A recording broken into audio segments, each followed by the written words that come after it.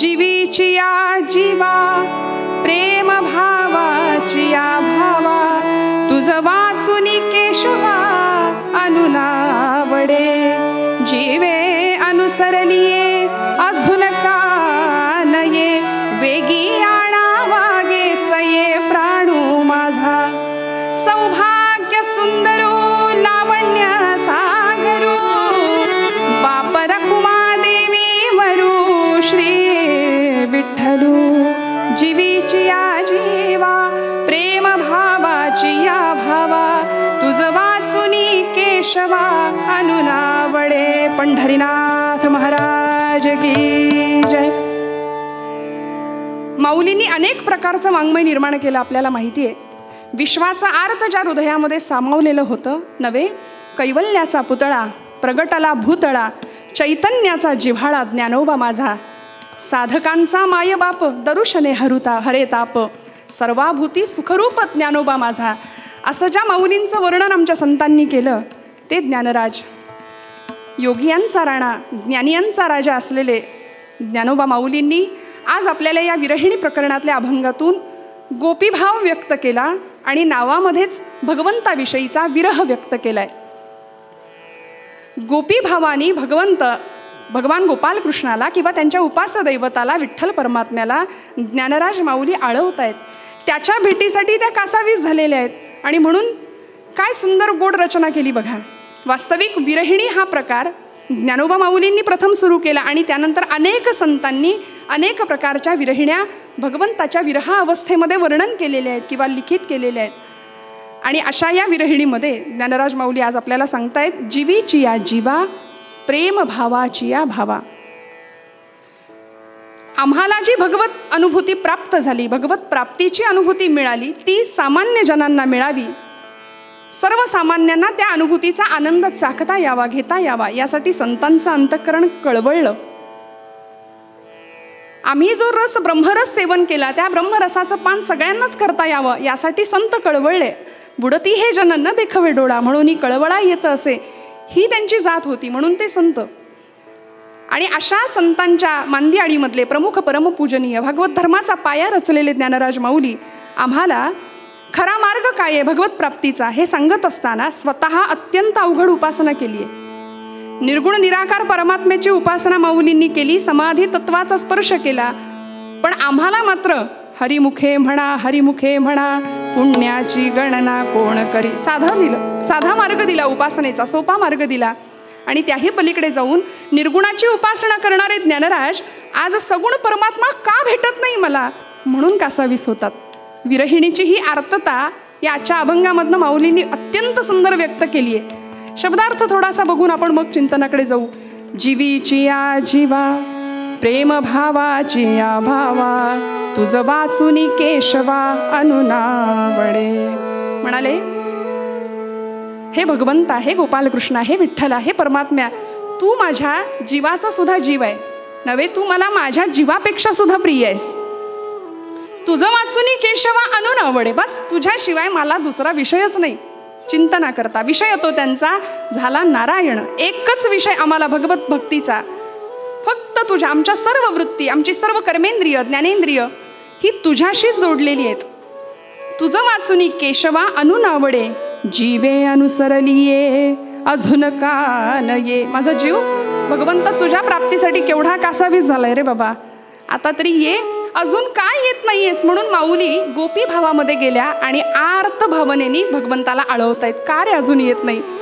आपल्या सख्यांना त्या सांगतात की वेगी आणावा प्राणू माझा वेगी आणावा गे सये प्राणू माझा. बरं का ग सख्यांनो त्या माझ्या प्राण सख्याला तुम्ही घेऊन या माझ्याकडे. असा आर्त भाव विरह भाव माऊली व्यक्त करतायत. आणि तो कसा आहे सौभाग्य सुंदरू लावण्य सागरू. माझ्या सौभाग्याचं माझं सौभाग्य एवढं मोठं आहे की त्या लावण्याचा लळा मला लागला. माझं सौभाग्य किती सुंदर आहे त्याचं काय वर्णन करावं. त्या लावण्याची कास मी धरली आणि असा तो विठ्ठल किंवा असा तो परमात्मा मला भेटावा म्हणून माझा जीव कासावीस होतोय. का कारण तो माझा जीवाचा जीव आहे जीवापेक्षाही तो मला प्रिय आहे. शब्दार्थ माऊली आम्हाला हा सांगतात पण त्या पलीकडचा अर्थ माऊलींना आम्हाला सांगायचा आहे. जीवीची या जीवा भगवंतांनी आम्हाला मनुष्यदेह घालून मनुष्यदेह रूपाने जन्माला घातलं. 84 लक्ष योनी मात्रांमध्ये मनुष्यदेह आम्हाला दिला. पण त्या देहाला किंमत कुठपर्यंत आहे श्रोते हो? त्या देहाला किंमत तोवरच आहे जोपर्यंत त्या देहामध्ये जीव आहे. त्या जीवाला आम्ही प्राणशक्ती असं म्हणतो किंवा ते आत्मतत्व चैतन्य शक्ती असं म्हणतो. मग त्या जीवातलं जे चैतन्य आहे ना, जी चेतना आहे, त्या चैतन्य शक्तीला माऊली म्हणतात की तू माझ्या जीवाचा सुद्धा जीव आहेस. तो आहे म्हणून आम्ही सगळे व्यवहार करतोय. तो जर निघून गेला तर माणसं म्हणतात उचला. या देहाला काहीच किंमत राहत नाही. जोपर्यंत ती प्राणशक्ती आहे तोपर्यंत देहाचे सगळे व्यवहार चालू आहेत. नाती गोती आप्तेष्ट मित्र परिवार घर बंगला पैसा अडका सगळं चालू आहे. कुठपर्यंत? जोपर्यंत तो आहे तोपर्यंत. तो निघून गेला की काय होतं? विवेक चूडामणीमध्ये भगवत पूज्य आद्य शंकराचार्य म्हणतात, देह स्त्री पुत्र मित्रानुचर हय वृषास्तोष हे दुर्ममेथम सर्वे स्वायुर्नयन्ति प्रथितमलममीमांस येह येते जीवन्ति येन व्यवहरन्ति पटवः येन सौभाग्य भाज्यः तं प्राणाधीशमन्तर्गतमृतममुं नैव मीमांसयन्ति. सद्गुरुनाथ महाराज की जय. तम प्राणाधीशम अंतर्गतम अमृतम अमुम नैव मीमांसयन्ति. तो प्राणाधीश सगळं सोडून निघून गेला या देहाला, तर हा जीव व्यवहार कसा करेल?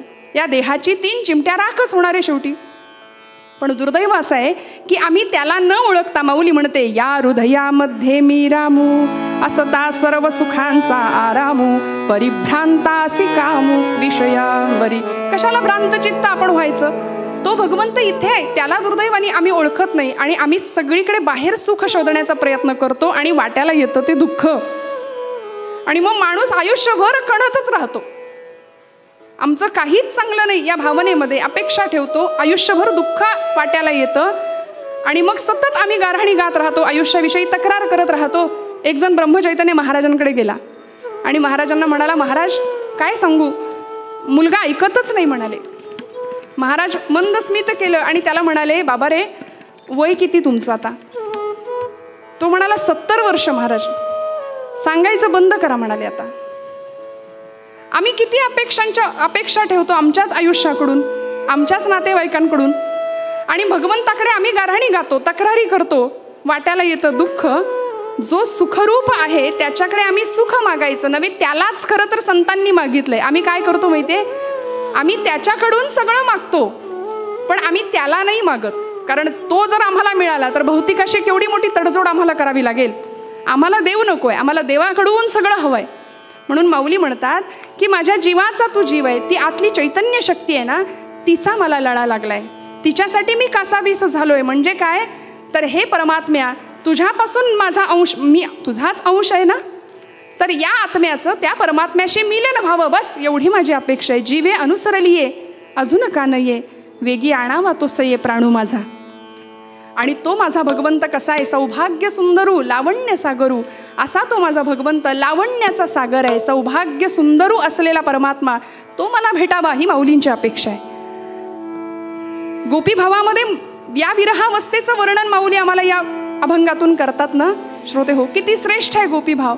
भगवत प्राप्तीची तळमळ किंवा संत भेटीची ओढ जर इतक्या आर्ततेने आणि इतक्या तळमळीने लागत असेल ना, तर परमार्थ मार्गाचं ध्येय आमच्यापासून दूर मुळीच राहणार नाही, हे निश्चित आहे.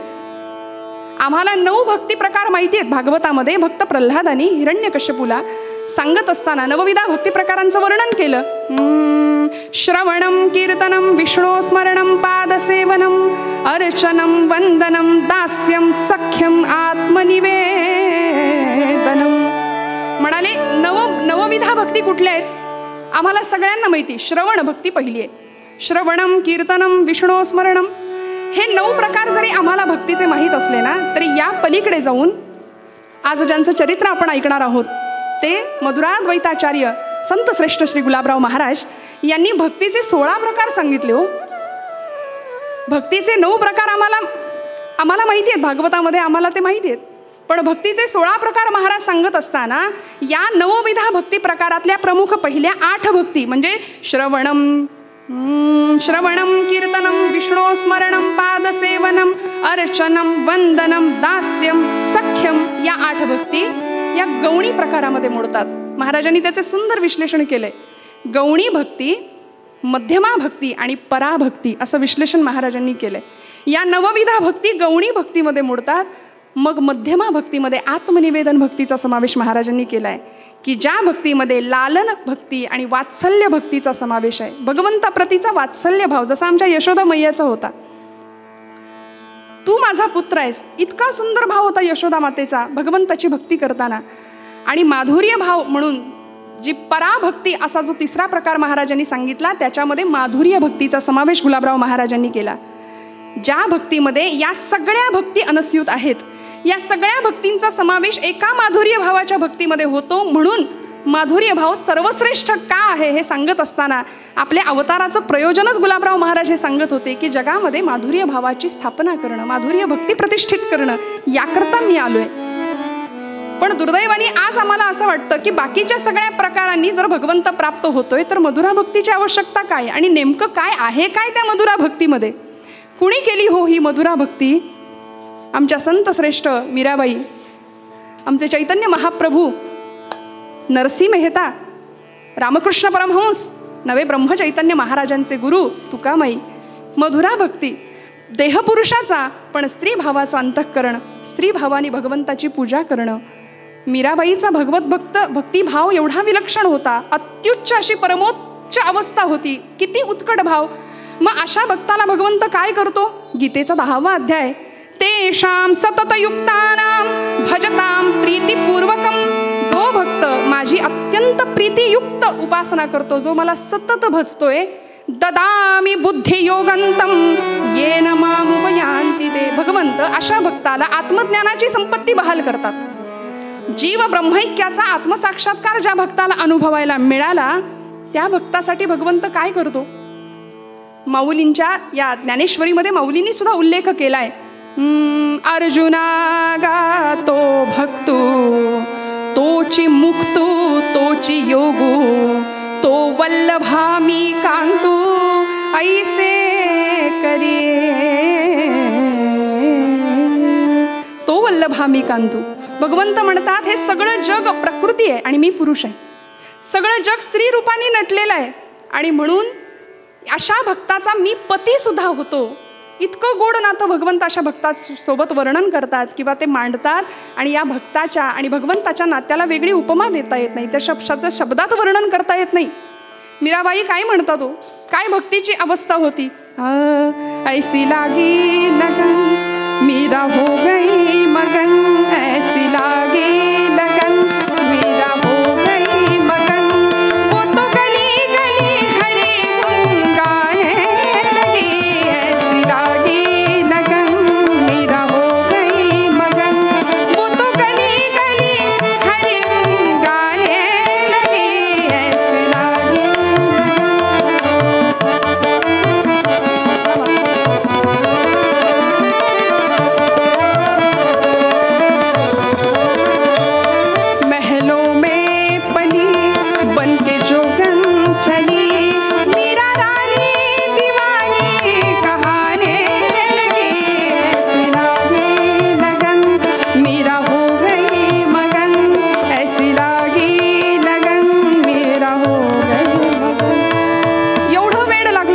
मीराबाईंना माधुर्य भावानी कृष्णाला पती स्वरूपामध्ये भजलं होतं, पूजा केली होती पती स्वरूपामध्ये. मेरे तो गिरीधर गोपाल दुसरा न कोई, हा मीराबाईंचा माधुर्य भाव होता. आम्ही फार तर हे गाणं म्हणू मेरे तो गिरीधर गोपाल, पण आमचं कसं आहे माहितीये, देवा जसा माझा मुलगा, जशी माझी पत्नी, जसं माझं घर संसार शेतीवाडी तसाच तूही माझाच. पण मीराबाई काय म्हणते, दुसरा न कोई. फार तर आम्ही हे गाणं आळू पण अनुभवायचं मीराबाईंनीच. दुसरा न कोई आम्ही नाही म्हणू शकत, आम्ही पहिलीच ओळ म्हणू मेरे तो गिरीधर गोपाल. अशी अत्युच्च पराकोटीची भक्ती माधुर्य भावानी मीराबाईंनी केली. श्रोते हो, उद्धव गोपींचा संवाद भागवतामध्ये प्रसिद्ध आहे की ज्यावेळी या गोपींचा भाव किती विलक्षण होता भगवंताप्रतीचा. भगवंत गोकुळ सोडून मथुरेला आले आणि मथुरेमध्ये आपल्या त्या गवाक्षातून समोर पाहतायत गोकुळाची आठवण येते भगवंतांना. जीवे अनुसरलीये प्राणे, माऊली म्हणते, जीवे अनुसरली अजून का नये, वेगी आणावा तो सये प्राणू माझा. भगवंत सुद्धा भक्ताला भेटण्यासाठी किती व्याकुळ होतो, किती आर्त होतो. भगवंत त्या यमुनेच्या डोहाकडे पाहतायत आणि दूरवर काठाकडे लक्ष गेलं, पलीकडच्या तटावरून कुणी दिसेल का, माझ्या गोकुळातली एखादी गोपी दिसेल का, एखादं वासरू दिसेल का, एखादी हंबरणारी गाय दिसेल का. म्हणून भगवंतांच्या डोळ्यातनं अश्रुधारा वाहत आहेत. आणि अचानक भावावेगामध्ये भगवंत म्हणाले, पेंद्या पेंद्या चल चल, तुझी आई मला ओरडेल, माझी आई मला ओरडेल, घरी गेलं पाहिजे. आणि एका क्षणाला अक्षरशः भगवंत रडायला लागले, घळघळ डोळ्यातनं अश्रुधारा वाहत आहेत. काय होती ही अवस्था भगवंतांची. भगवंतांचा ज्ञानी असलेला सखा भक्त उद्धव धावत आले, भगवंतांना मिठीत घेतलं आणि म्हणाले, देवा अरे काय अवस्था ही तुझी, रडताय तुम्ही देवा. सगळ्याच्या पलीकडे असलेला पूर्ण पुरुष भगवंत तू, आणि तू रडतोस. एवढी त्या गोपींची आठवण तुला येते, त्या गोपी तुझ्या विरहामध्ये रडतात, तुझा विरह त्यांना होतो, एक एक क्षण कृष्ण कृष्ण कृष्ण करत राहतात. अरे त्यांना सांगायचंच ना की मी कोण आहे, मी पूर्ण परब्रह्म आहे, पूर्ण पुरुष आहे, ही सगळी लीला केली होती, मी सांगायचं ना त्यांना, खरं ज्ञान त्यांना तू द्यायला हवं होतं. भगवंत मनात विचार करतात, हीच संधी आहे. चालेल म्हणाले उद्धवा, असं कर ना, तूच जा ना, आणि तूच माझ्या गोपींना भक्तीपेक्षा ज्ञान कसं श्रेष्ठ हे तूच पटवून सांग. आणि उद्धव निघाले. जाताना भगवंतांनी आपली कपडे परिधान करायला दिली होती उद्धवाला. भगवंतांचं रूप आणि गुण सुद्धा अगदी तसेच. इतका प्रिय सखा भगवंतांचा, ज्ञानी भक्त होता पण प्रेम भक्ती जवळ नव्हती. म्हणून या उद्धवानी रथामध्ये स्वार होऊन गोकुळाच्या दिशेने प्रस्थान केलं. आणि गोकुळामध्ये आल्यानंतर समोरचं दृश्य पाहिलं मात्र सगळी गोकुळ नगरी गोकुळाच्या त्या मातीचा धुळीचा कण कण कृष्ण कृष्ण जय कृष्ण कृष्ण जय कृष्ण कृष्ण जय कृष्ण कृष्ण जय कृष्ण कृष्ण जय कृष्ण कृष्ण कृष्ण जय कृष्ण. गोकुळामध्ये प्रवेश केल्याबरोबर सगळं कृष्णमय झालेलं वातावरण, धुळीचा कण कण कृष्ण कृष्ण कृष्ण नाद ऐकू येत होता कानावरती. वेड्यासारख्या गोपी इकडे तिकडे धावत होत्या. काय होतं हे प्रेम. यशोदा मातेकडे पाहिलं उद्धवानी, वेडीपशी झालेली यशोदा माता यमुनेच्या दिशेने धावतीये, माझा कृष्ण आहे का, माझा कृष्ण आलाय का. उद्धवाला पाहिलं, धावत आली. नंदबाबा सामोरे आले. नंदबाबांची काया कृष्ण झालेली, क्षीण झालेलं शरीर. पण उद्धवांनी हे भक्ती प्रेम पाहिल्याबरोबर उद्धव नंदबाबांना आणि यशोदा मातेला सांगतायत की काय कृष्ण कृष्ण करत बसलात, अहो तो गेला, त्याची ती लीला होती, त्याची लीला होती. त्यांनी सगुण रूपामध्ये येऊन तुमच्यासाठी या सगळ्या चेष्टा केल्या, या लीला केल्या, पण वास्तविक ते परब्रह्म आहे. तो तुमचा पुत्र नाही, तो तुमचा सखा नाही, कुणीच नाहीये, तो या सगळ्याच्या पलीकडचा आहे. नंदबाबा हसले उद्धवाकडे बघून, म्हणाले, आम्हाला वाटलं तू समजदार आहे, तू ज्ञानी आहेस, तुला कळतं फार, असं आम्हाला वाटत होतं म्हणाले.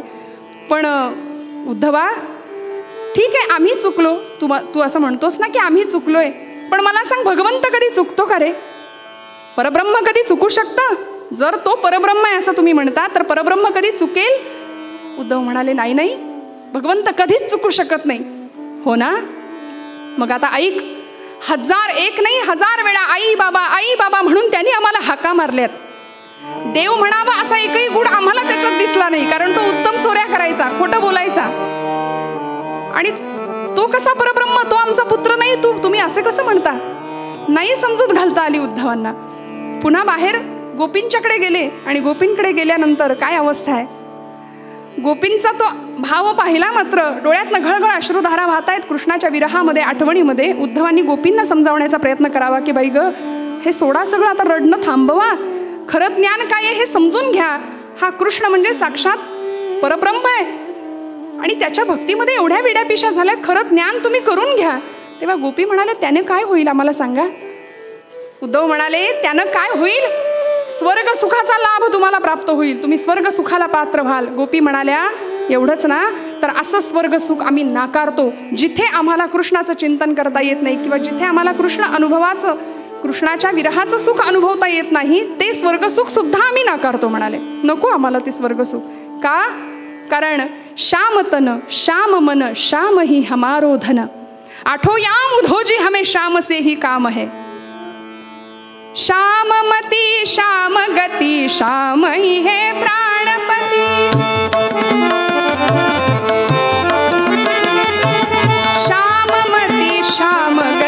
श्याम ही है प्राणपति श्याममति श्याम गति श्याम ही है प्राणपति आठों याम उधोजी हमें श्याम से ही काम है श्याममति श्याम गति श्याम ही है प्राणपति। उधोजी तुम भये बोरे पाती लेकर आए दोरे सुर जोग कहा राखे यहाँ रोम रोम राम है।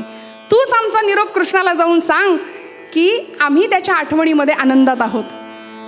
कृष्ण नाही असं म्हणायला नावाला सुद्धा जागा शिल्लक नाही आमच्यामध्ये कृष्ण नाही. आमच्या रोमरोमामध्ये कृष्ण भरून उरलाय. काय सांगता तुम्ही की भक्तीपेक्षा ज्ञान श्रेष्ठ आहे? नव्हे, आम्ही ज्या भावाने भगवंताची भक्ती करतो ना ती श्रेष्ठ आहे. म्हणून ज्ञानराजांनी सुद्धा मी म्हटलं ना, निर्गुण उपासक असलेले ज्ञानराज माऊली सुद्धा सगुण भगवंतांचा विग्रह बघायला मिळावा, अनुभवायला मिळावा म्हणून ज्ञानोत्तर भक्तीची कास धरली. आणि ज्ञानोत्तर भक्ती किंवा पराभक्ती, माधुर्य भक्ती तिलाच म्हणायचं की जिथे अद्वैताचा साक्षात्कार भक्ताला झालाय. मी आणि तू वेगळे नाही हे कळालंय. नामदेव महाराजांना कळालं होतं ना, पांडुरंग आणि मी दोन नाही एकच आहे. पण तरी सुद्धा पांडुरंगा जेवणारे बाबा, जेवणारे बाबा, त्याच्यापासून वेगळं होऊन भक्ती करण्यामध्ये जो आनंद होता. आणि भक्ती सुद्धा कशी निर्हेतुक. कारण आम्ही जी भक्ती करतो ना ती कुठल्या ना कुठल्या हेतूसाठी असते. कुठला ना कुठला स्वार्थ आमच्या भक्तीला चिकटलेला असतो. म्हणून भगवंत प्रेम आमच्यापासून दूर दूर दूर जातं. आणि ते प्रेम जर प्राप्त व्हावं असं वाटत असेल तर आम्हाला या सगुणाची पूजा ते अधिष्ठान समोर ठेवून करावं लागेल. म्हणून संतांना आम्हाला सगुण पूजा द्यावी लागली. भगवत पूज्य आद्य शंकराचार्य ज्यावेळी वृंदावनाची परिक्रमा करायला गेले, खरं तर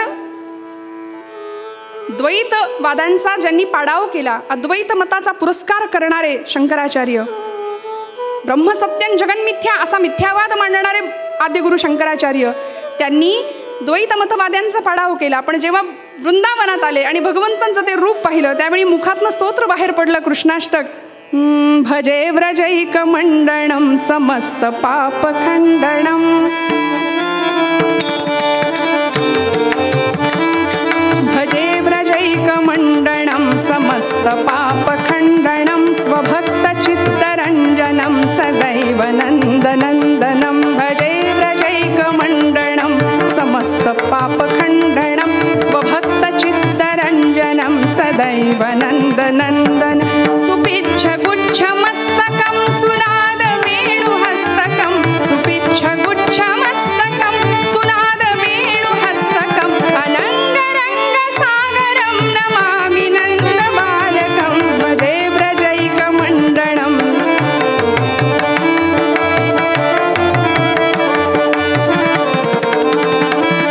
मनोज गर्व मोचनम विशाल लोललोचनम विधूत गोपशोचनम नमामि पद्मलोचनम. काय वर्णन केलं? अशा सगुण रूपाचं वर्णन शंकराचार्य करतात का? कारण ही सगुण पूजा श्रेष्ठ आहे. या सगळ्या महात्म्यांना हे कळालं म्हणून ज्ञानापेक्षा भक्ती श्रेष्ठ आहे. आणि अशी भक्ती, असा भक्तीतला माधुर्य भाव आम्हाला केव्हा कळेल? आज दुर्दैवानी ज्ञानी असलेले लोक सुद्धा मधुरा भक्तीची टिंगल करतात. पण हा मधुरा भाव जगामध्ये प्रतिष्ठित करण्याकरता गुलाबराव महाराजांचा अवतार कसा झाला आणि त्या अवताराचं प्रयोजन काय होतं, त्या अवतारामध्ये त्यांनी नेमकं केलं काय, बघूया उत्तर भागामध्ये. हाच आशय मनात राहावा म्हणून ज्ञानराजांचा हा गोड विरहिणी प्रकरणातला अभंग. जीवीची या जीवा प्रेमभावाची या भावा, तुझं वाचुनी केशवा अनुनावडे. जीवीची या जीवा प्रेमभावाची या भावा.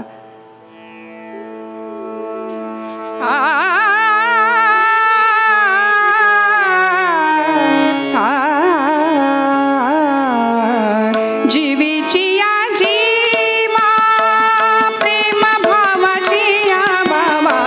जीवीची या जीवा,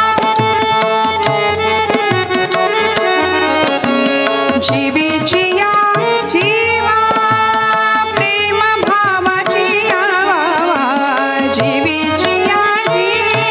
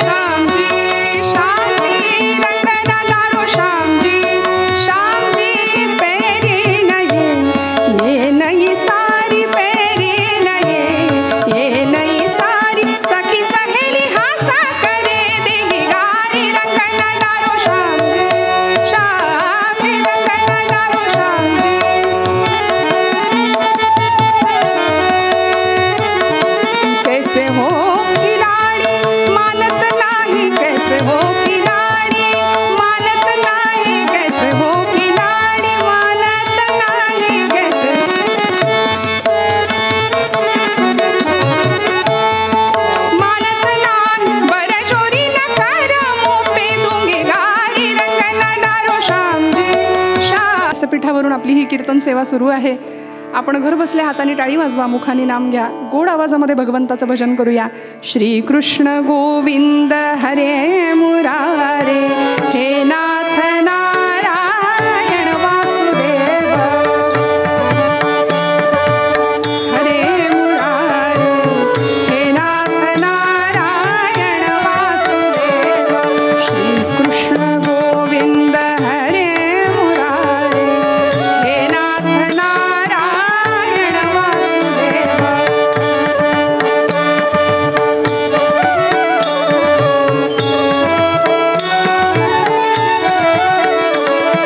हे नाथ नारायण वासुदेव, हे नाथ नारायण वासुदेव, हे नाथ नारायण वासुदेव.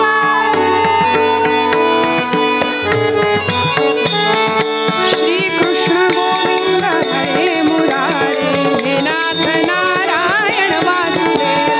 श्री कृष्ण गोविंद हरे मुरारे, हे नाथ नारायण वासुदेव, हे नाथ नारायण वासुदेव, हे नाथ नारायण वासुदेव, हे नाथ नारायण वासुदेव. श्री कृष्ण गोविंद हरे मुरारे, हे नाथ नारायण वासुदेव. श्री कृष्ण गोविंद, हे नाथ नारायण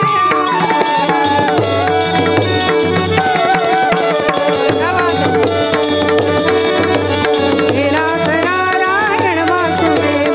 श्री कृष्ण गोविंद हरे मुरारे, हे नाथ नारायण वासुदेव, हे नाथ नारायण वासुदेव, हे नाथ नारायण वासुदेव. गोपाल कृष्ण भगवान की नमः. पार्वती पते हर हर हर महादेव. जय जय रघुवीर समर्थ मंगलमूर्ती मोरया. आजी आजी महा दोस्ता आले जेवायले, बघ तरी त्याला जेवायला तर वाढ. कोण आलंय म्हणून आजी बघतीये. जेवणारे सख्या, जेवणारे, तुझ्या आवडीची भाजी केलीये असं म्हणतोस. रोजच जेवण आहे. अरे तरी पण जेव, मी भरवतो ना तुला, आता कर खरं. आजी माझ्या दोस्ताला भाजी फार आवडते बरं, त्याला जेवायला तर वाढ, त्याला भाजी तर वाढ. आजीला काही कळे ना की हा 5-6 वर्षाचा अंध असलेला बालक कुणाशी बोलतोय. जेवायला बसलाय, समोर कुणीच दिसेना. घरातल्या सगळ्या मंडळींना प्रश्न पडायचा की हा लहान पोर कुणाशी बोलतोय, तरी कुणाशी, कुणाला घास भरवतोय. आणि घरातल्या लोकांनी त्याला विचारावं, बाबा रे कोण आलंय तुझ्यासोबत जेवायला, कोण आहे तुझ्या समोर. तर त्या 5-6 वर्षाच्या बाळाने उत्तर द्यावं, आजी बघ ना किती गोड दिसतोय, किती गोड दिसतोय. हातामध्ये गोड बासरी घेऊन बसलाय, गोड बासरीचं वादन करतोय. कानामध्ये कुंडल आहेत, पायामध्ये वाक्य आहेत. आणि असा तो भगवंत कपाळाला चंदनाचा टिळा लावून आलाय माझ्या समोर. आजी तुला दिसत नाही का माझा कृष्ण कसा आहे. अगं किती सुंदर दिसतो ते बघ तरी. रूपे सुंदर सावळा गे माये, रूपे सुंदर सावळा गे माये, सावळा गे माये. आजी बघ तरी ग, मी घास भरवतोय आणि तो आ करतोय, काय गोड दिसतोय.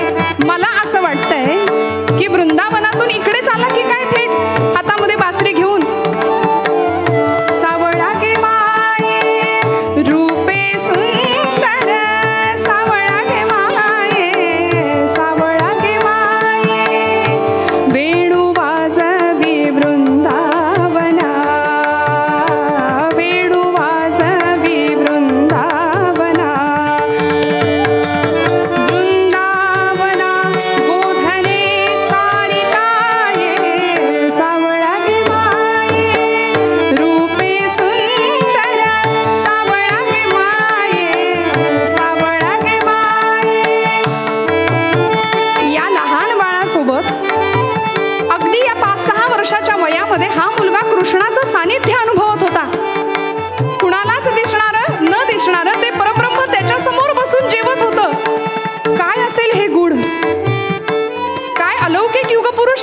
पुरुष होता तो कोण होता श्रोते हो?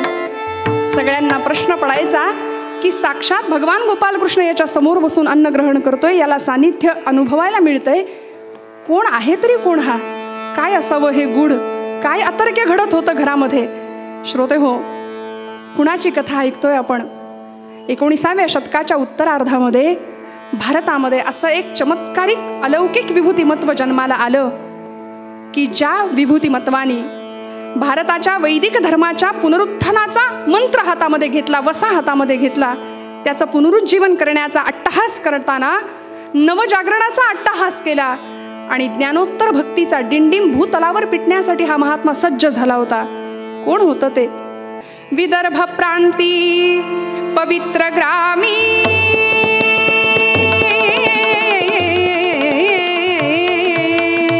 विदर्भ प्रांती पवित्र ग्रामी नाम असे माधान. विदर्भ प्रांती पवित्र ग्राम नाम असे माधान. नाम असे माधान. मधुराद्वैताचार्य प्रज्ञाचक्षू संत श्रेष्ठ श्री गुलाबराव महाराज या नावानी विदर्भातल्या पयोषणी नदीच्या काठी वसणारं माधान नावाचं गाव आणि त्या गावातले पाटील घराणं की जे घराणं आतिथ्यशील होतं, धर्मशील होतं, धर्मपरायण होतं. घरामध्ये शिवपूजा आणि विष्णुपूजा, हरिहरोपासना एकत्रच होत होती. आणि अशा कुळामध्ये शुद्ध बीजापोटी फळे रसाळ गोमटी या न्यायाने जन्म झाला. आषाढ शुद्ध द्वादशीचा दिवस 1881 साल, अगदी अलीकडचे संत श्रोते हो. जन्म झाला या बाळाचा. वडील गोंदूजी पाटील आणि आईचं नाव आलोकाबाई. अशा दिव्य दाम्पत्याच्या पोटी जन्म झाला आणि माधानकरांना अक्षरशः आनंदाची दिवाळी अनुभवायला मिळाली. माधानकरांच्या वाड्यामध्ये गोकुळीचं सुख लोकांना अनुभवायला मिळालं. माधानच्या प्रत्येक घराघरामध्ये साखर वाटली गेली. बाळ जन्मला, बाळ कृष्ण जन्मला, काय आनंद होता. बाळ जन्मला, बाळ कृष्ण जन्मला, बाळ जन्मला, बाळ कृष्ण जन्मला. आनंदी आनंद आनंद झाला, आनंदी आनंद आनंद झाला. बाळ जन्मला, बाळ कृष्ण जन्मला.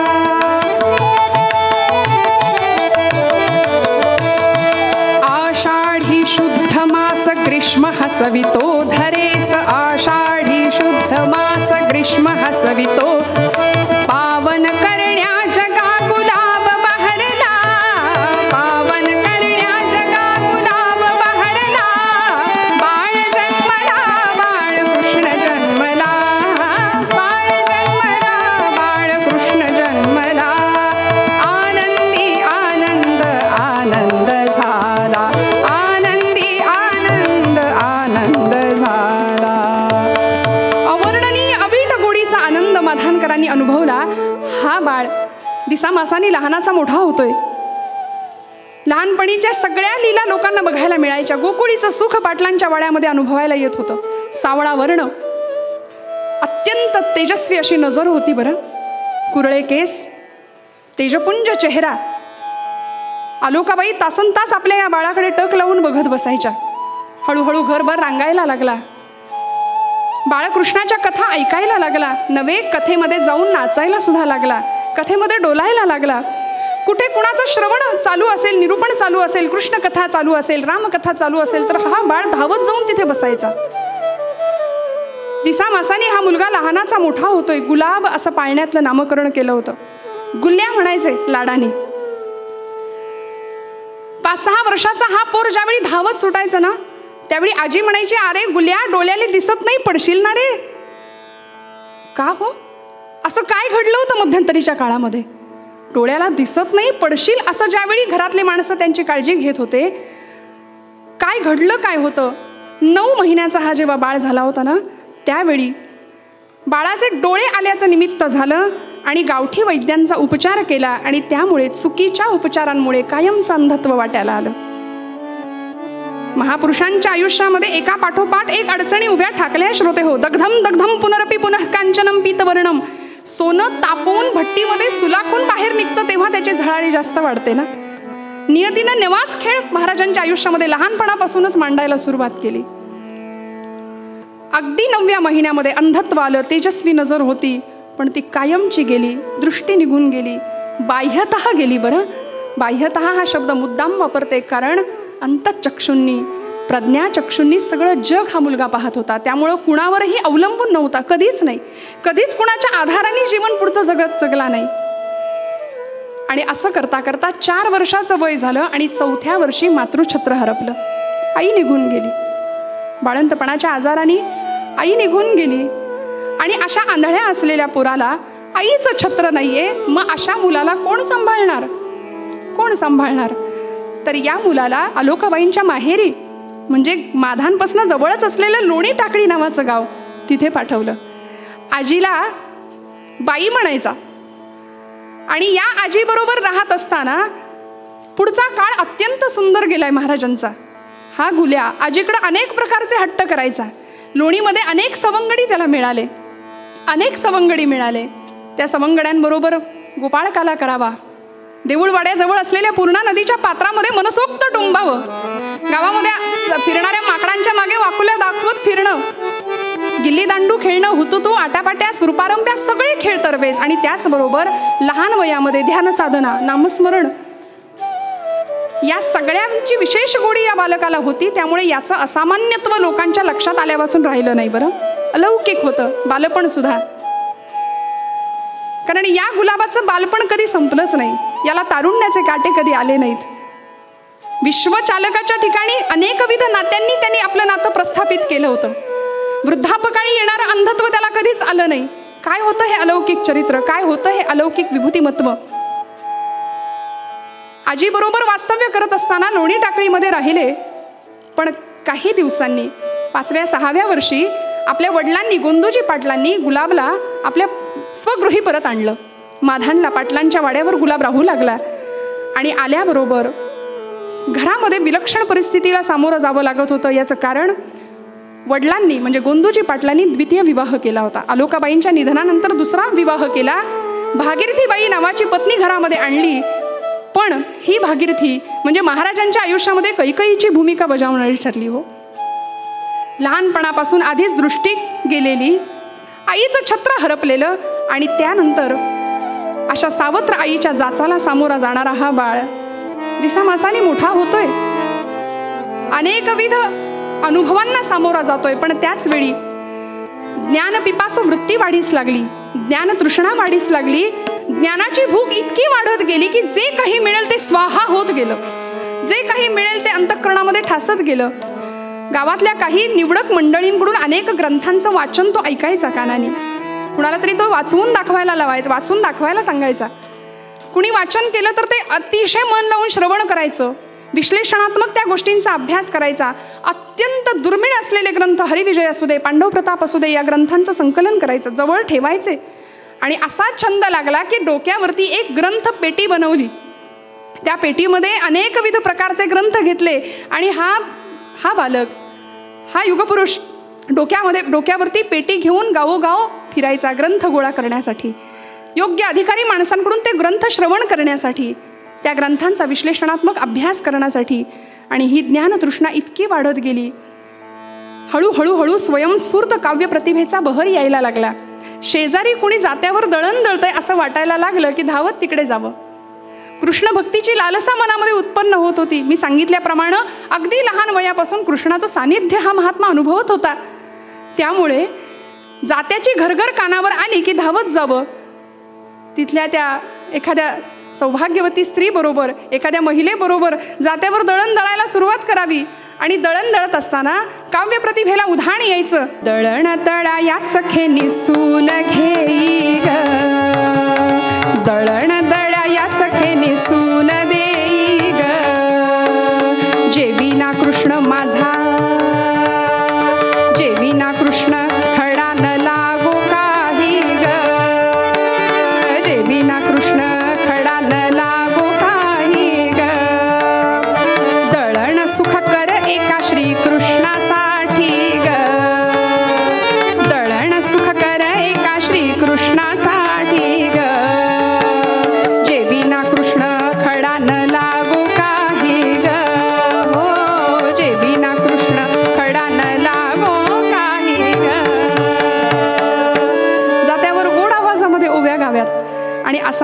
गुलाब लहानाचा मोठा होतोय. स्वयंस्फूर्त काव्य प्रतिभेला उधाण यायचं. अनेक प्रकारचं साहित्य हातातून निर्माण होत होतं. आणि त्याच वेळी वडील गोंदूजी आणि काका राघोजी काका या दोघांनी मिळून त्याचं वाढतं वय लक्षात घेतलं, परमार्थातली त्याची गोडी लक्षात घेतली. आणि हा जर याच मार्गाला कायमचा लागला तर आपला प्रपंच कसा करणार, गावाची पाटीलकी कशी सांभाळणार याची चिंता लागलेल्या या दोघांनी काका आणि वडिलांनी गुलाबराव महाराजांचा अगदी 10व्या-12व्या वर्षी विवाह निश्चित करायचं ठरवलं. वधू संशोधनाचं काम सुरू झालं आणि माधानपासून जवळ असलेल्या आखातवाडा नावाच्या गावची गणोजी भुयारांची मुलगी पूर्णा नावाची, पूर्णा नदी जवळ म्हणून तिचं नाव पूर्णा ठेवलेलं. ही पूर्णेची लेक म्हणून पूर्णी म्हणायचे तिला. 8 वर्षांची ही पूर्णा वज्रचुडे मंडित होऊन गुलाबराव महाराजांच्या आयुष्यामध्ये आली. महाराजांनी तिचं मनकर्णिका असं नामकरण केलं लग्नानंतर. मनकर्णिका या आईसाहेब महाराजांच्या आयुष्याला एवढ्या अनुकूल ठरल्या की महाराजांच्या परमार्थ मार्गामध्ये सहधर्मचारिणी बनून आपली भूमिका बजावत होत्या. कुठेही अडकटी नाही. महाराजांना जो सावत्र आईचा जाच होत होता ना, त्याहीपेक्षा जास्त मनकर्णिका आईसाहेबांना आपल्या सावत्र सासूचा जाच सोसावा लागला, सहन करावा लागला. पण तेही सगळं हसतमुखाने स्वीकारलं. पण आता प्रपंचाचा हा भार सहन होईना. घरातल्या कटकटी काही केल्या संपेनात. आणि जो संसार तापे पोळला तोची परमार्थी भला. ज्याला संसाराचे चटके सहन करावे लागले तो परमार्थात टिकतो श्रोते हो. आणि म्हणून अशा एका क्षणाला महाराज आणि त्यांच्या पत्नी मनकर्णिका आईसाहेब दोघांनी गृहत्याग केला. गृहत्यागानंतर सुद्धा हरिहरोपासना चालूच होती. एकादशी, सोमवार, महाशिवरात्री अनेक कडकडीत उपास निष्ठेने चालू होते. आणि आता श्रीकृष्ण भक्तीची ओढ लागली, ज्ञानेश्वर प्राप्तीची ओढ लागली. मला परमार्थ मार्गामध्ये जर मार्गदर्शन करणारं कोणी असेल तर माऊलीसारखं समर्थ दुसरं कोणी भेटणार नाही, हा दृढ विश्वास मनामध्ये निश्चित झाला. आणि माऊलींच्या भेटीची ओढ लागली. कधी एकदा आळंदीला जाईन, कधी एकदा त्या ज्ञानियांच्या राजाला भेटेन, कधी माझ्या ज्ञानाबाईला भेटेन असं झालं. कार्तिक शुद्ध एकादशीचा दिवस होता. कार्तिक एकादशी कडकडीत उपवास केलेला. अमृतानुभवाचं पठण दिवसभर श्रवण केलं जात होतं. संध्याकाळची वेळ, गीतेचा 18वा अध्याय निष्काम कर्मयोगावरती निरूपण महाराजांनी केलं. मोक्ष प्राप्त करायचा असेल तर त्यासाठी काय साधन करावं लागेल आणि ते केल्यानंतर भगवंत तुमच्या दारामध्ये कसा येतो हे महाराजांनी अगदी एकादशी, द्वादशी आणि त्रयोदशी पर्यंत या विषयावर बहारदार निरूपण सादर केली. निरूपण झाली. लोक अक्षरशः गर्दी करायचे महाराजांचं श्रवण करायला. कारण अगदी 15-16 वर्षाचा हा युवक इतक्या ताकदीने बोलतो, अनेक ग्रंथांवरचं भाष्य इतक्या ताकदीने मांडतो, हे विलक्षण आहे याची प्रचिती लोकांना येत होती. लोकांची गर्दी व्हायची महाराजांच्याकडे. आणि याच वेळी मनामध्ये विचार आला की ज्ञानियांच्या राजाला भेटायचंय. हार तर टाहो फोडला अंतःकरणातून. आळंदी वल्लभा तुम्हा निवृत्तीची आण. त्यांच्या गुरुदेवांची शपथ घातली की आता तुम्ही मला भेटा म्हणून. जसं ज्ञानराजांनी पैल तोगे काऊ कोकत आहे म्हणून एका कावळ्याच्या माध्यमातून शकून सांगितला, निरोप सांगितला पंढरीरायाला, तसं गुलाबराव महाराजांनी चंदन पाखराची निवड केली. आणि चंदन पाखराला सांगितलं, हे चंदन पाखरा, माझं एवढं ऐक, तू माझा निरोप माझ्या आईला देऊन ये, माझ्या ज्ञानाईला देऊन ये. आणि इतका अर्थ भाव ज्यावेळी जिव्हाळ्यामध्ये हृदयामध्ये निर्माण झाला ना, त्या दिवशी त्रयोदशीची ती रात्र महाराजांनी निरूपण आवरलं, भोजन केलं, बिछाण्यावर अंग टाकलं. बराच वेळ डोळा नाही लागला. पण पहाटेच्या वेळी अगदी ब्राह्म मुहूर्तावर महाराजांच्या स्वप्नामध्ये साक्षात ज्ञानी यांचा राजा ज्ञानाबाई आली. डोळ्यासमोर दिव्य प्रकाश दिसला. दर्भासनावरती पद्मासनात मांडी घालून बसलेले ज्ञानराज माऊली दिसले. दर्भासनावरती पद्मासनात मांडी घालून बसलेले ज्ञानराज माऊली पाहिले. फेटा घातलेला आहे, मौक्तिक तुरा लोंबतोय, पायावर हातावर शुभ चिन्ह रेखांकित केलेली आहेत. आणि असं ते तेजपुंज रूप महाराजांनी आपल्या स्वप्नात पाहिलं. काय अनुभूती होती हो. ज्ञानाबाईंनी मांडीवर बसण्यासाठी महाराजांना बोलावलं. ये समोरा, बैस माझ्या मांडीवरती. आणि मांडीवर घेऊन स्वनामाचा मंत्र महाराजांच्या कर्णरंध्रामध्ये ज्ञानोबांनी पेरला. ज्ञानेश्वर माऊली, ज्ञानेश्वर माऊली, ज्ञानेश्वर माऊली. अनुग्रह झाला. स्वतः ज्ञानराज आले. भगवंत येतो बरं का, आम्ही वाट पाहावी लागते, तो येतो. म्हणून महाराज म्हणतात आपण 1 करावं, पुढची 2 शून्य ठेवायला तो समर्थ असतो, 100% करायला तो समर्थ असतो. पण आम्ही जर चाललोच नाही तर तो म्हणेल तू तुझ्या जागी बरा, मी माझ्या जागी बरा. भगवंत येतो.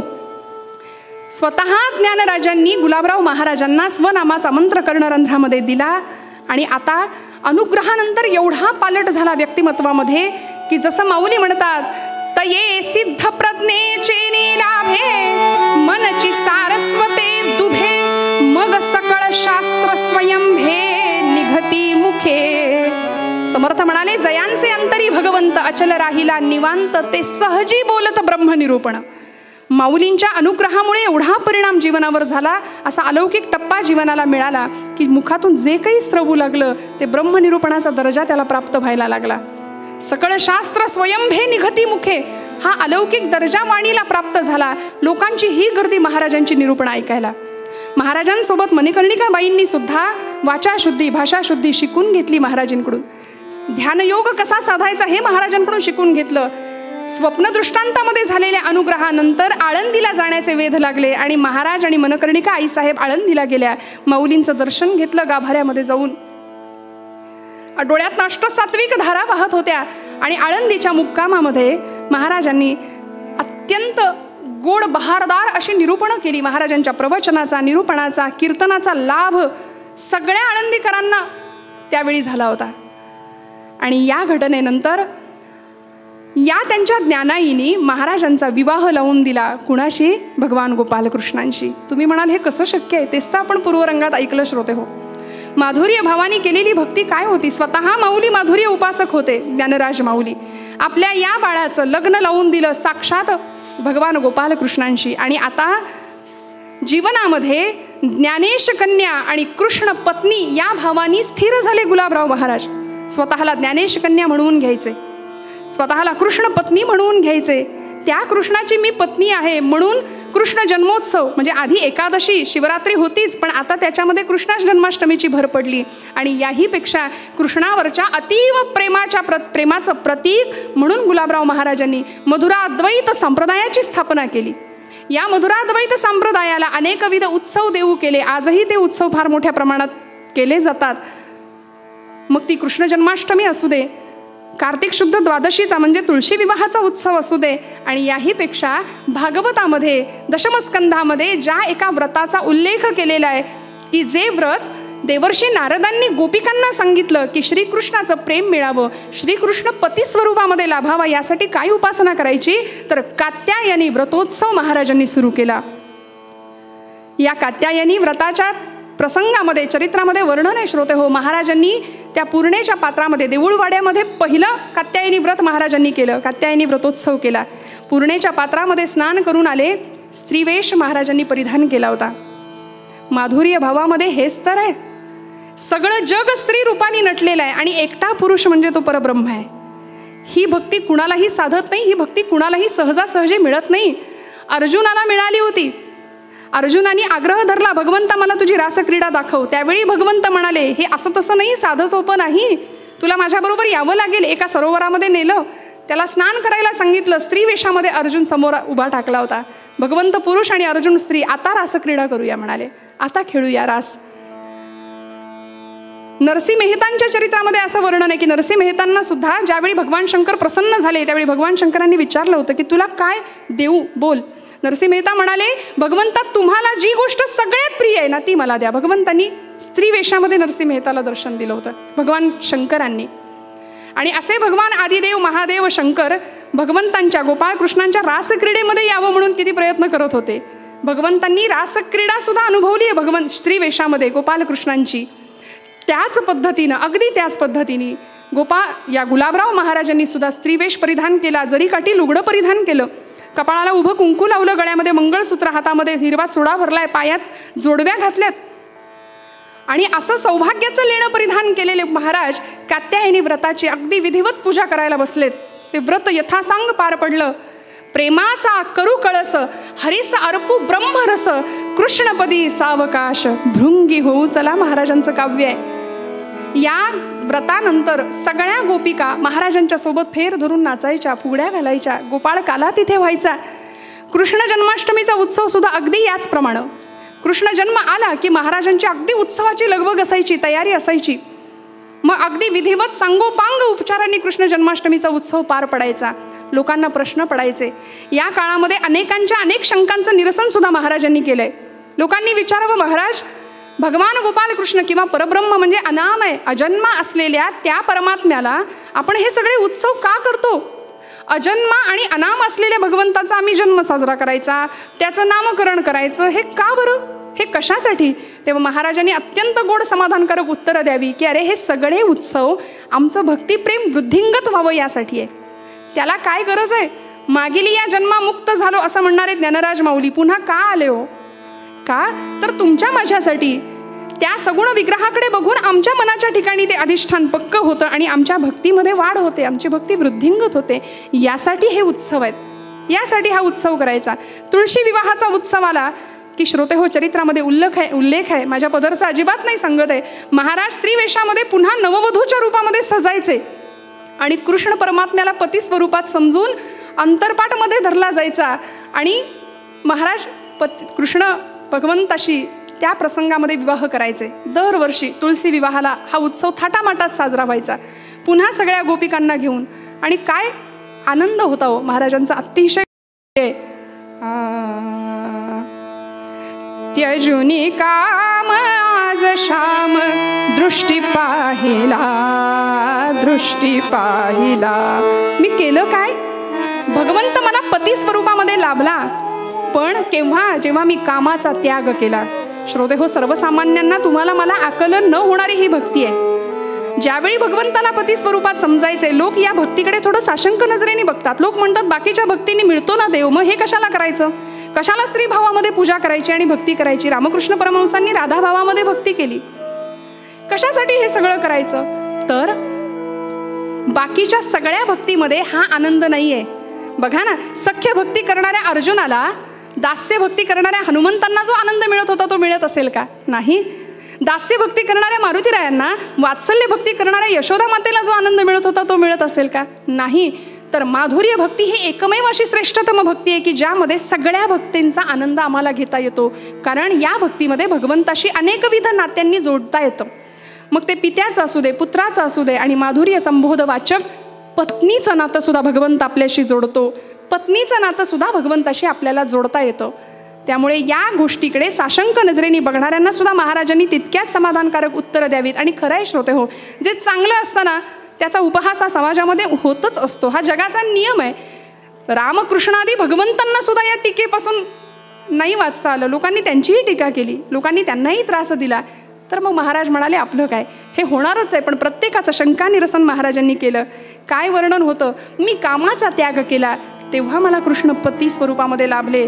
त्यजुनी काम आज श्याम दृष्टी पाहिला, दृष्टी पाहिला. त्यजुनी काम आज श्याम दृष्टी पाहिला, दृष्टी पाहिला. ज्या स्थळी मी जायते, ज्या स्थळी मी जायते, भरुनी राहिला, भरुनी राहिला. त्यजुनी काम आज श्याम दृष्टी पाहिला, दृष्टी पाहिला. क्या बात आहे बाबा. मुरडुनी या उलटविली नयन बाहुली. महाराज म्हणायचे कृष्णाला, भगवंता ठाऊक मी तुम्हा आंधळी गवळण, मी तुमची गवळण आहे. स्वतःला पंचलतिका गोपी असं नामविधान दिलं होतं. मी पंचलतिका नावाची गोपी आहे. आणि गोपाल कृष्णाला म्हणायचे ठाऊक मी तुम्हा आंधळी गवळण, मला दूर नाही लोटायचं. मी आंधळी आहे म्हणून काय झालं? ठाऊक मी तुम्हा आंधळी गवळण. मुरडुनी या उलटविली नयन बाहुली, नंदतनय मंचकी शयन पावले. मुरडुनी या उलटविली नयन बाहुली, नंदतनय मंचकी मी शयन पावले. त्यजुनी काम आज श्याम दृष्टी पाहिला, दृष्टी पाहिला. त्यजुनी काम आज श्याम दृष्टी पाहिला, दृष्टी पाहिला. ज्या स्थळी मी जायते, ज्या स्थळी मी जायते, भरुनी राहिला, भरुनी राहिला.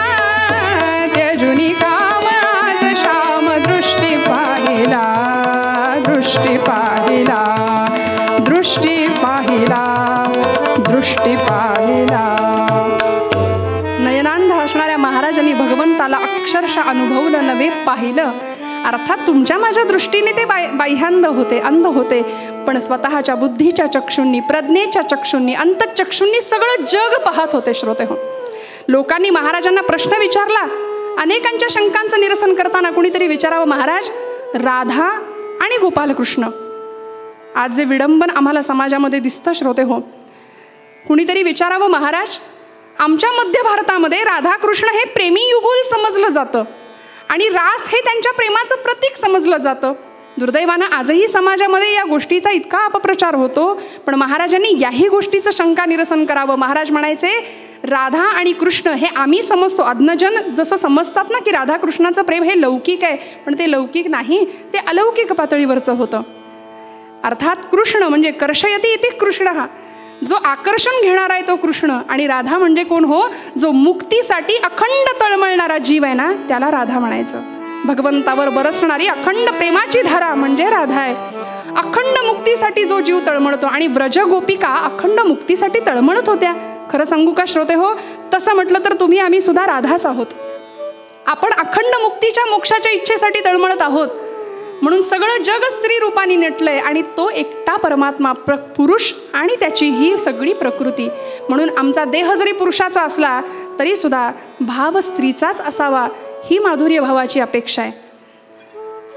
महाराजांनी सांगावं, ही रासक्रीडा म्हणजे आज समाजामध्ये या रासक्रीडेचा अर्थ जर विपरीत घेतला जात असेल तर ही रासक्रीडा म्हणजे जीवनमुक्त होण्याची अवस्था आहे. जीवन मुक्तीसाठी तळमळणारा जीव एकीकडं आणि साक्षात परब्रह्म चैतन्य एकीकडं, या दोघांची ती त्या प्रेमाचं प्रतीक म्हणजे ती रासक्रीडा आहे, ती रासलीला आहे. आणि भगवंतांनी वृंदावनामध्ये ही रासलीला केली. हा माधुर्य भक्तीचा सगळा प्रवाह आमच्यापर्यंत अशा पद्धतीने आला. गुलाबराव महाराजांनी फक्त या भक्तीचं पुनरुज्जीवन केलं, लोकांपर्यंत ती भक्ती साध्या सोप्या स्वरूपामध्ये मांडली. ही पूर्वकाळापासून चालत आलेली भक्ती, आणि अशी ही भक्ती किती श्रेष्ठ आहे हे सांगत असताना गुलाबराव महाराजांनी अवघं आयुष्य, किती आयुष्य हो, 1881 सालचा महाराजांचा जन्म आणि 1915 सालचा महाराजांचा निर्याण आहे. या 35 वर्षांच्या काळामध्ये महाराजांनी काय दिलं जगाला? वैदिक धर्माचं पुनरुत्थान तर केलंच, पण श्रुती स्मृती पुराण, महाराष्ट्र संस्कृत वाङ्मय, अरबी वाङ्मय, फारशी वाङ्मय, अनेकविध धर्म, जैन धर्म असू दे, लिंगायत धर्म असू दे, फारसी धर्म असू दे, नवे पाश्चात्य तत्वज्ञान असू दे, वैद्यकशास्त्र, गणितशास्त्र, मीमांसाशास्त्र, विज्ञान, भक्तिशास्त्र, अनेकविध म्हणजे मी तर म्हणते सूर्याखाली ज्या ज्या गोष्टी आहेत त्या सगळ्या गोष्टींचा उहापोह महाराजांनी आपल्या साहित्यामध्ये केलाय. हरिभाऊ केवले नावाचे महाराजांचे एक निकटवर्तीय शिष्य होते, त्यांनी महाराजांचं हे सगळं साहित्य लिहून घेण्याचा प्रयत्न, महाराज बोलत होते हे लिहून घेत होते, पण अशा कितीतरी गोष्टी असतील की त्या काळाच्या ओघात विरून गेल्या. ते सगळं लिपिबद्ध लेखणीने नाही बद्ध करता आलं, पण आज तरी सुद्धा 130च्या संख्येमध्ये महाराजांचे ग्रंथ आज उपस्थित आहेत की जे खरंच आमच्या अनेक प्रश्नांच्या शंकांचं निरसन करणारे आहेत. असं गुलाबराव महाराजांचं कार्य. मी म्हटलं ना की या महाराजांचं बालपण कधी संपलं नाही, या गुलाबाला कधी काटे, तारुण्याचे काटे कधी आले नाहीत, वृद्धापकाळी येणारं अंधत्व यांना कधी आलं नाही, त्या विश्वचालकाशी जुळलेल्या अंतरीचा सूर कधी थांबला नाही, कारण विश्वचालकाच्या ठिकाणी कृष्ण पत्नी आणि ज्ञानेश कन्या या भावाने ते स्थित होते. अर्थात हे गूढ काय आहे हे जर आम्हाला कळायचं असेल ना तर माऊलींनी पूर्वरंगामध्ये जे सांगितलंय, जीवीची या जीवा, प्रेम भावाची या भावा, तो आम्हाला भाव जागा करावा लागेल. त्या जीवाच्या जीवाला म्हणजे आमच्या आतल्या चैतन्य शक्तीला आम्हाला आळवावं लागेल, उठवावं लागेल, नवे जागृत करावं लागेल. तेव्हाच आम्हाला महाराजांच्या अलौकिक आणि गूढ अतर्क्य अशा व्यक्तित्वाचं दर्शन घडल्याशिवाय राहणार नाही.